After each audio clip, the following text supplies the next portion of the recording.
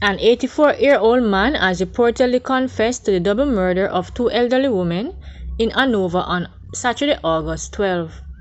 The man, a farmer from Grange district in the parish and the husband of one of the victims, allegedly confessed to the crimes after days on the run. Retiree Patsy Allen was found in her Kendall district home around 5 p.m. by a family member who alerted the Lucy police. She was rushed to hospital where she was pronounced dead.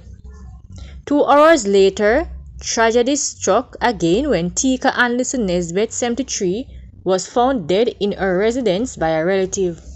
She was stabbed in the head. It was later revealed that Nesbitt was Allen's caregiver. The killer reportedly fled the scene of both murders, but according to police, the elderly man turned himself into the Lucy police on Friday, August 18. After being legally cautioned, he confessed to the murder of both women, shedding light on the tragic incident that officers say seemed connected from the start. A 72-year-old man was on Thursday charged for the killing of his 59-year-old sister in Discovery Bay, St. Anne last weekend. Stanley Brady, an electrician from Portmore St. Catherine, was charged with the killing of Lynette Brady from Tickets Avenue in Discovery Bay. The two reportedly had a dispute over land at the sister's house on August 12 around 6:10 p.m.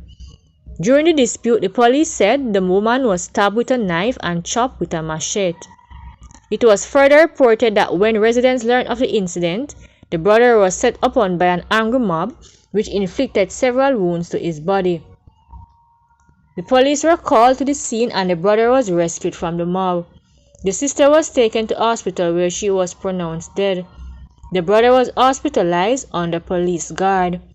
Brady is charged with murder based on statements posited and after a question and answer session.